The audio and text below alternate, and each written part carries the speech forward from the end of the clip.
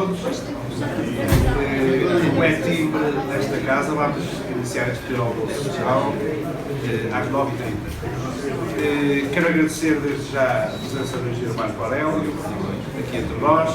O engenheiro Marco Aurélio é diretor da FEConsult, empresa associada ao Método de Lisboa. O Método de Lisboa é 100% do Método de Lisboa.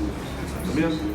Tenho uma experiência larga, quer no contexto nacional e internacional, com intervenção e colaboração na rede de expansão de transportes, desde o Peru, o Brasil, Curitiba e São Paulo, na Argélia, e em Portugal esteve mais recentemente também ligado, através da FEConsult e a CEREM, no estudo da viabilização de um troço que eu entendo que é extraordinariamente importante e que tem a ver com a ligação ao aeroporto e a ligação à via. Portanto, é uma pessoa absolutamente conhecedora do fenómeno da mobilidade e do transporte, de maneira que é um privilégio para nós tê-lo aqui entre nós, iniciar este pequeno almoço que só acontece depois desta conversa. E esta conversa também se integra numa das preocupações que tem a ver com a administração atual dos transportes urbanos de Braga, que é o plano de formação para os funcionários.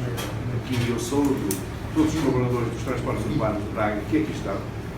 Insere-se também no método de aprendizagem direta, em contexto direto e ao vivo, o que torna ainda muito mais interessante este tipo de formação e de conversas. Posso dizer que por aqui já passaram todas as pessoas, eu digo que quase todas as pessoas de referência do nosso concelho, da nossa cidade, dando o seu contributo, cada um à sua maneira e na sua área de especialidade, que tanto pode ser a área de intervenção teológica, como aqui tivemos o Sr. Arcebispo primeiro de Braga, o Dr. Jorge Ortega, que nos falou de facto da comunidade em movimento. Os transportes urbanos de Braga são de facto uma espécie de comunidade em movimento e o acolhimento que cada autocarro, através dos seus funcionários, os motoristas e os fiscais que fazem o acolhimento às pessoas, são obviamente uma peça extraordinariamente importante para a imagem que se vem construindo desta empresa municipal de transportes, que, como é óbvio e como esta própria planificação indica, quer agarrar o futuro com toda a segurança e tranquilidade. Portanto, agora tenho a palavra ao Sr. Engenheiro Marco Aurélio. Então, bom dia. Obrigado pelo convite. Agora fez muitos desafios de cá acima. Portanto, falar um bocadinho sobre a experiência que tenho na área dos transportes. Não sou um teórico dos transportes, sou um operacional. Há 25 anos que faço sistemas de transporte. Posso dizer que o primeiro sistema foi o interface de Campo Grande, em Lisboa, em 1991, e de lá para cá, praticamente, quer em Portugal, trabalhei em todos os sistemas de transporte, o metro do Porto, o metro do Mondego, que infelizmente ainda não é metro, é São Paulo, o metro sul do Tejo, onde eu tive o privilégio de começar e acabar, portanto fiz toda a parte do sistema de implantação do metro sul do Tejo, e o metro de Lisboa também.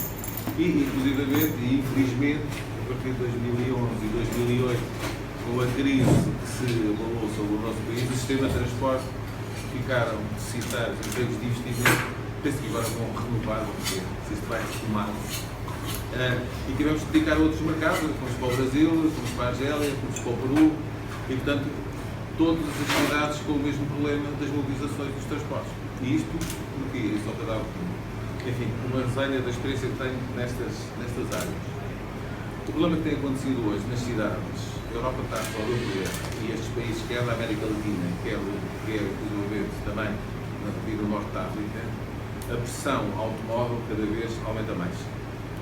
Portanto, as pessoas estão a aumentar, em alguns países, o poder de compra, a aumentar o poder de compra, as famílias não tinham carro, passam a ter carro, as que não têm carro, passam a ter dois, e portanto, ali o engenheiro Rangel conhece bem a Argélia, na Argélia, quando faz um percurso de 15 km, leva-se 2 horas. Portanto, a pressão automóvel é muito grande, não só no aspecto da ocupação da via em circulação, mas também na ocupação da via em estacionamento. E, portanto, é praticamente, em algumas cidades, é impossível circular hoje com o sistema automóvel. Bom, mas as pessoas que nunca tiveram carro têm que ter direito a elas e também têm que circular. E depois, por outro lado, e apesar, enfim, dos sistemas hoje que existem de comunicação, os telemóveis, a internet, as pessoas continuam-se a querer deslocar. E deslocam-se porque têm os colégios dos miúdos, têm os supermercados, têm os shoppings, tudo isso. E, portanto, nós hoje, as grandes cidades, temos um problema grave para resolver, que é a mobilidade. E os senhores que trabalham com os autocarros têm as dificuldades que têm de circular na via pública, e, portanto, a partir daí tem que haver uma atenção das autarquias e dos poderes centrais para resolver os problemas da mobilidade. Porque, senão, o dia destes, as cidades estão todas entupidas e não se conseguimos andar. É neste sentido que nós hoje. É neste sentido que a experiência que nós temos ao longo dos anos vai para, no fundo, que as cidades se adaptem aos novos sistemas de mobilidade. E a nossa experiência em termos de mobilidade também tem muito a ver com o problema da procura. Por exemplo, nós hoje em Lisboa acho que vamos começar a fazer uma nova expansão, portanto, vai ser uma expansão que em princípio será de ligar o rato ao Cascaré, mas para o estudo que fizemos, estamos a fazer o estudo da procura, portanto temos que saber quando é que as pessoas se movimentam, de onde é que vêm, de onde é que vão, e isto para, de certa maneira, definir a frota, definir as características das paragens e das estações. E, portanto, à medida que a procura se desenvolve, o próprio sistema de transporte, ele sim, também é escolhido em função disso. Aliás, eu sou vice-presidente, ainda que no fim do ano passado eu estive em Luanda também sobre uma palestra sobre transportes e perguntava-se qual era o melhor sistema de transportes para a cidade de Luanda. E eu disse, são todos. E todos os sistemas de transporte são bons, depende da procura. Se tiver uma carga, um eixo muito carregado, tem que pôr um veículo, se tiver um sistema menos carregado, tem que pôr outro veículo. Portanto, tudo isto funciona de uma maneira articulada. O sistema não quer andar com os veículos vazios nem com eles muito cheios. Portanto, a procura tem que se adaptar ao sistema e o sistema tem que se adaptar à procura. Portanto, isto é, em termos gerais, o que nós fazemos a nível dos sistemas de transporte. É evidente que, hoje, para conseguirmos captar os passageiros para os sistemas, tem que ter qualidade no sistema. E o que chamamos de qualidade no sistema tem que ser um sistema fiável. Você tem que saber que chega ao metro, ao autocarro, ou àquilo que for, sabe a que horas chega e a que horas parte, e quanto tempo leva no percurso. Portanto, isto é uma característica fundamental. É fundamental que os veículos andem limpos, com os assentos em condições e com ar-condicionado. É outra característica. Hoje em dia, nos sistemas mais modernos, que também já vamos ter ocasião de falar, é que até que Braga já está a trabalhar nisso há algum tempo, para criar estas condições, estamos a falar nesses sistemas fiáveis, e os senhores que andam com os autocarros aí na estrada sabem que a dificuldade nos cruzamentos, é nisso tudo, para termos sistemas fiáveis, assim, para conseguirmos que um sistema que saia de uma paragem à hora tal e chega à hora X, o corredor tem que estar desimpedido. Ora, para isso, começou-se a trabalhar há uns anos no que se chama o transporte coletivo em sítio próprio, ou seja, não é um corredor bus, mas é um local onde passam todos os veículos. E com uma característica que é a prioridade dos cruzamentos. Portanto, o veículo, quando chega ao cruzamento, há uma indicação do veículo ao semáforo. O semáforo se fecha, o veículo passa. Portanto, isto permite que o sistema seja fiável, ou seja, o veículo sai de determinado sítio uma hora e chega à hora certa, aí sem qualquer problema. Uma outra característica destes veículos que trabalham no transporte coletivo em sítio próprio é que, e isto acontece muito simples, é que o próprio piso está ao nível do cais, ou seja, vai ter um acesso direto à cadeira de rodas, quer dizer, não há, como é que eu ia dizer, não há degraus a subir, há todo esse sistema. E, portanto, é com esta evolução que nós hoje temos que pensar nas nossas cidades. Quando entramos no transporte coletivo em sítio próprio, e agora falando já mais em tipo, se é um BRT ou um VLT, do meu ponto de vista depende da capacidade de transporte que nós precisamos transportar naquele eixo. Se uma capacidade mais reduzida, utilizamos o BRT, portanto trabalhamos com os veículos motorizados de roda. Se for um veículo com mais carga, utilizamos os metros, no metro do Tejo, em que tem os veículos sobre rodas de aço, diria. Não é? E, portanto, esta é a grande característica dos sistemas em sítio próprio.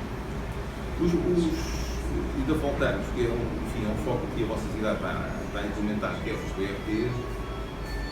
Ela tem também uma outra grande vantagem, e isto no Brasil eles exploram isto muito, que é, nos grandes eixos, os veículos circulam nos canais e depois têm a oportunidade de sair para fazer algumas entregas em outros destinos. No Brasil eles gostam muito de utilizar muito isto e, portanto, têm essa particularidade. Só que no Brasil agora estão com outro problema. Como a carga de pessoas é tanta, só para dar a ideia, São Paulo tem mais de 5 milhões de pessoas. E, portanto, limitar esta gente toda, os BRTs são comboios com 10 km. Portanto, agora vão transformar aquilo em outros sistemas de transporte. Nós, por exemplo, um projeto que nós estamos, e que eu praticamente estou a seguir, nós estamos a fazer um monotrilho que anda a 27 metros de altura, com veículos com 200 metros de comprimento, tudo automático, que eu vou levar para transportar milhões de pessoas todos os dias. É outro nível de transporte. Cidades com 20 milhões, Braga tem à volta de 100 mil, portanto, mas, portanto, ou seja, a cidade tem que se adaptar à mobilidade, porque caso contrário é inviável viver na cidade. E Braga tem agora uma boa oportunidade, é uma cidade lindíssima, tem bons corredores, está na hora de começar a preparar o futuro. E o sistema de transporte não se faz de um dia para o outro. O sistema de transporte, desde o seu projeto à sua implementação, deve assim.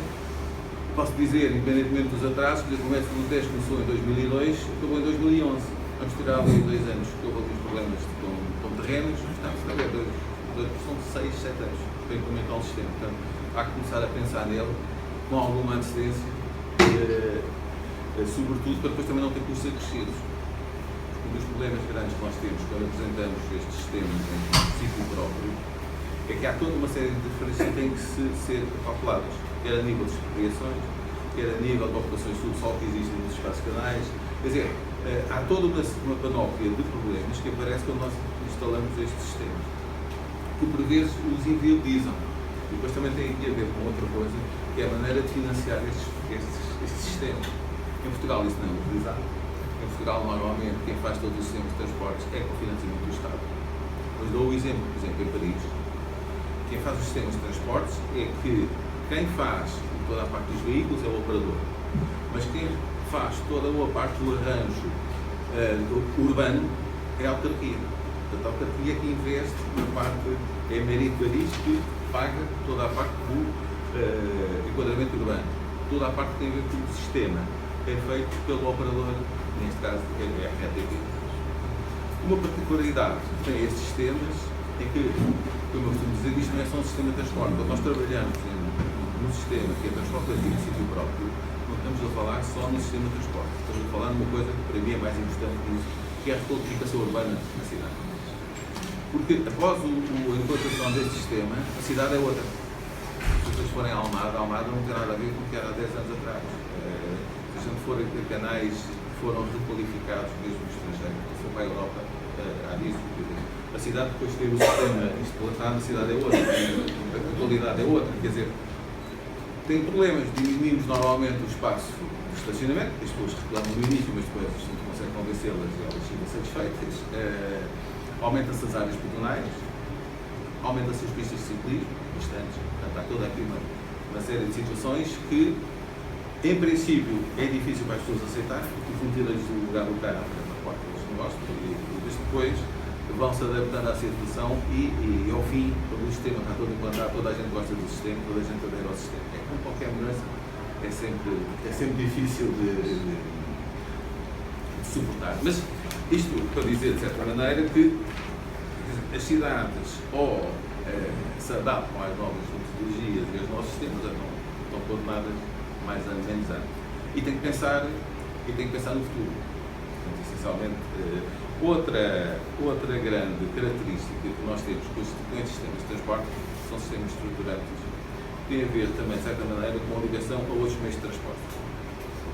Aliás, um dos sucessos destes sistemas de transporte é a sua interligação com outros. Aliás, o Sr. Batista da Costa conhece bem o método do Porto, o sucesso do método do Porto deriva tudo de uma boa interligação entre os vários sistemas de transporte na altura. Quer dizer, não é só com o sistema método do Porto, mas é toda a parte dos operadores rodoviários, dos operadores pesados, da CPI, tudo isso beneficia o sistema de transporte. Hoje em dia, essa interligação é fundamental para que o sistema funcione. Eu dou o exemplo, por exemplo, eu moro em Setúbal e trabalho em Lisboa. Eu com o comboio de Fertax, que é uma situação concessionária, eu desde casa até ao escritório levo o mesmo tempo que levo de carro. Essencialmente é o mesmo.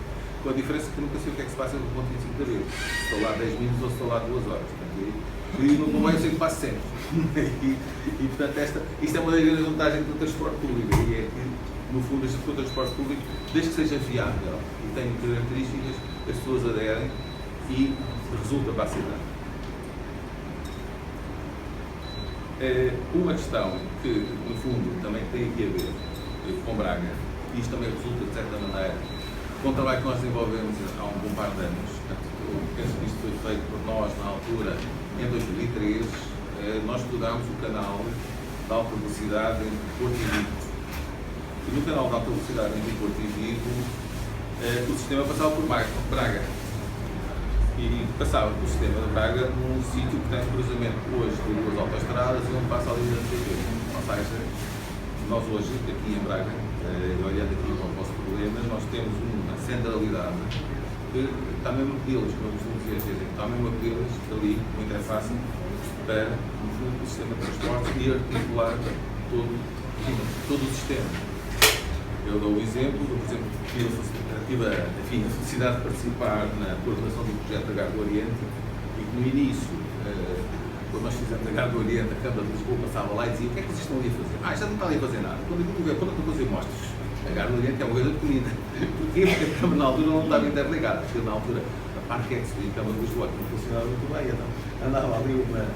O que é certo é que nós acabámos a Garda do Oriente, depois é uma interface toda a gente conhece, temos estacionamento, temos autocarros, pequenos de longo curso, temos o metro e temos as linhas da CP e tudo aquilo articula. Os setores da Garda do Oriente é um mundo.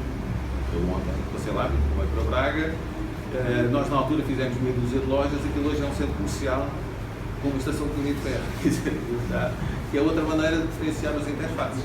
Bom, mas isto vou voltar a dizer que, no vosso caso aqui em Braga, vocês têm aqui uma particularidade que é o cruzamento de uma série de sistemas de transporte, que é rodoviários, ferroviários e os internos, que têm uma particularidade ótima para um dia fazerem e estudarem já ali um grande interface.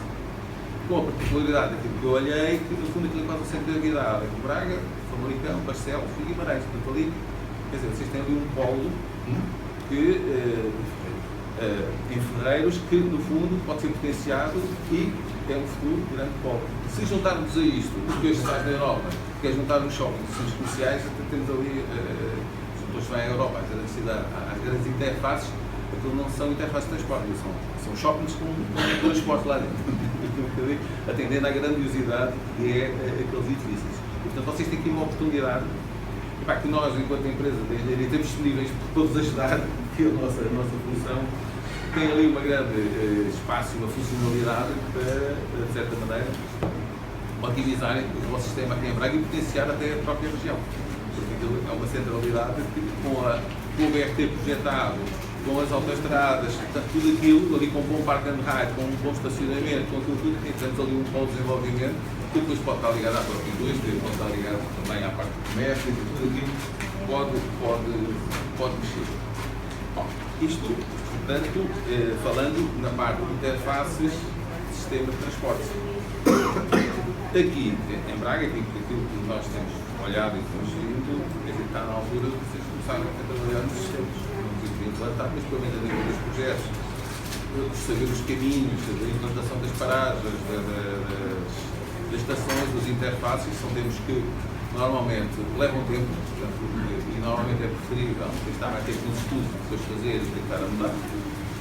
Os interfaces têm sempre também uma outra particularidade, eu tive essa experiência. Praticamente todos os interfaces que fizeram em Lisboa passei por eles. Quando chegamos à altura, aqui não é o caso, porque praticamente o operador rodoviário é só mas quando a gente chega ao interface e tem 10 operadores rodoviários, todos eles querem ligar para os autocarros deles, depois não chegam. E portanto há sempre uma polémica para distribuir os lugares nos interfaces. Aqui não é o vosso caso, mas em Lisboa tive problemas desses, porque em alguns interfaces que a gente queria 3, depois eu arranquei que não sei quanto, depois tem que haver alguém ali com o machado e diz: não é, são estes e são aqueles, depois mais os táxis, que também querem os lugares privilegiados. Bom, mas são toda a gente se entende e no fim resulta. E todos os interfaces de Lisboa resultam por isso mesmo, buscar uma articulação entre os vários sistemas, coisas que não havia antigamente.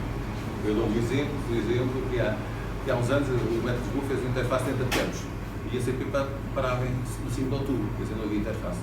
Hoje não, depois a CP para entre Campos e há uma ligação direta com o metro. Porque hoje há mais ligação. Antes os operadores estavam muito mais de costas viradas. Eu lembro, por exemplo, também as discussões que eu tinha com a Carris, nós quando fizemos a linha para Odivelas, os autocarros vinham carregados lá de São António de Cavalês e iam para o Campo Pequeno e eu dizia ao Proença: não, deixou o pessoal do seu roubado, não, eu vou buscar os outros passageiros lá e depois vou ter que ir com eles. Quer dizer, havia este espírito e hoje em dia já não há, quer dizer, tem que haver um espírito de interajuda e interface. No fundo, não estava a ter autocarros dentro da cidade quando nós tínhamos o transporte para o destino. A mesma coisa se passava ao Almirante dos Reis. Nós tínhamos o metro e a carrinha estava cá em cima a fazer concorrência ao metro. Não faz sentido. Portanto, isto para dizer o quê? Quer dizer que as cidades têm que se adaptar ao sistema, têm que se otimizar os meios que têm, têm que procurar, inclusivamente, sistemas estruturantes e têm que alimentar esses sistemas estruturantes. Ou seja, isso tem que ser tudo concebido numa rede e que depois tem alimentadores e os interfaces. E se isto tudo funcionar, a cidade fica colocada. Aliás, há exemplos. Eu, por exemplo, conheço a cidade de Rouen, em França, em que tem os sistemas todos. Tem o BRT, tem o BLT, tem o metro pesado e tem os autocarros. Está tudo aquilo articulado. Com uma grande vantagem, que também é fundamental nesses sistemas, é ter um sistema de bilhete único. A direção tem que ter um bilhete que está para tudo. Não dá. Portanto, a bilhética aqui também é fundamental digamos, na apreciação do sistema. Se não tiver para tirar 3 ou 4 bilhetes, então aí não consegue. E, portanto, desde que tenha um sistema único que funciona lindamente e sem qualquer problema.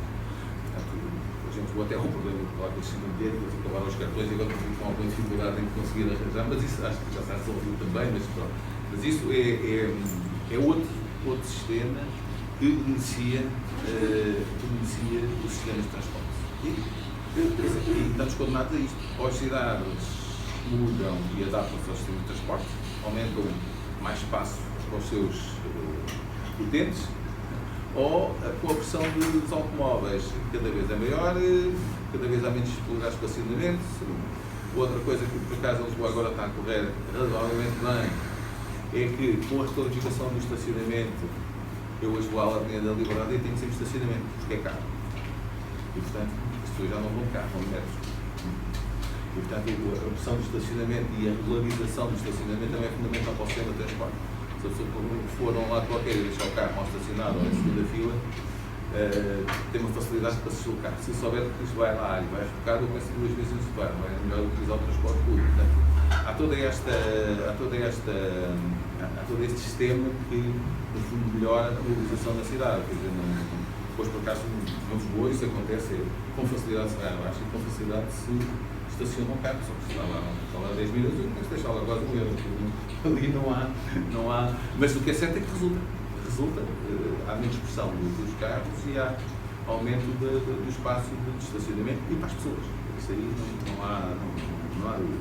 E portanto aqui vocês em Braga estão perante uma cidade linda, em condições de começar a fazer o projeto, com o Sr. Jean Batista da Costa, aqui a implementar, pelo menos a nível do projeto, discutir com as autarquias, discutir com as freguesias, que nós temos, por exemplo, fizemos no mês do Porto, depois o discutir com o nível das freguesias, da implementação. E, portanto, como é um sistema, qualquer que ele seja, que leva tempo, temos que começar. Portanto, é nessa base que nós, de certa maneira, trabalhamos noutras cidades e noutros países, sempre nesta base. Nunca aliás, os nossos projetos normalmente têm várias fases. Por exemplo, na Argélia, o último projeto que fizemos teve uma primeira fase que foi um estudo de viabilidade, e que, no fundo, são estudados numa primeira fase tudo que tem a ver com os canais, as pessoas, onde é que estão os equipamentos, onde é que estão as escolas, onde é que estão. Portanto, depois disto estar tudo ligado, o que nós fazemos são, normalmente, dois ou três percursos, ou seja, 2 ou 3 traçados do sistema. A partir daí definimos depois com o cliente, aquele que for, avançamos para a solução. É evidente sempre com uma análise de custo-benefício, qual é os custos, qual é os benefícios, qual é a quantidade de pessoas que vamos transportar, para onde, como, qual é os inconvenientes das obras, se temos problemas de expropriação, se não temos. Quer dizer, é este conjunto de coisas que se leva numa primeira fase do estudo e que depois se desenvolve com estudos mais, definidos a nível de local das paragens, tecnologia das paragens, tudo isso. Nos sistemas BRT, que é o que estamos aqui a falar, sobretudo para a vossa procura, tem vantagens, porque sendo um sistema sobre rodas, não temos os problemas das pendentes, que temos, por exemplo, com o sistema BLT sobre carris, portanto temos aí as pendentes não podem ir além de um determinado percentual, portanto, ao contrário disto, dos pneus, não temos esse problema. Não temos problemas com o rastro de curvatura, nem verticais nem horizontais, ao contrário do método, estamos limitados a rastro de curvatura. Portanto, há toda uma particularidade nos sistemas em que, com os BRTs, funcionam melhor que os LTs futuros a nível no interior das cidades. E com as capacidades de transporte que existem, são sistemas ideais. Normalmente, são sistemas que nós defendemos para cidades que têm esta população e esta procura. Isto sempre depois interligado com os interfaces. Bom, há bocado disse, o Batista da Costa também lembrou, esperemos que no futuro próximo os projetos do TGV vão para a frente, e que aqui o Braga seja uma grande centralidade em relação a esse transporte, quer a nível dos passageiros, quer aqui, futuramente a nível das mercadorias, porque o futuro também diz que os autocarros não, os caminhões cada vez são poluentes, e na Europa os caminhões já circulam em cima dos veículos ferroviários, já não andam na estrada, usam umas carruagens próprias, e que o autocarro entra lá dentro, sobe e ele depois anda de comboio, não anda pelas estradas. Dá cabo das estradas, depois estão a usar os shooter caminhões, há toda uma série de coisas. E portanto, enfim, está na hora de Braga começar, e já está capaz de dar. Sim.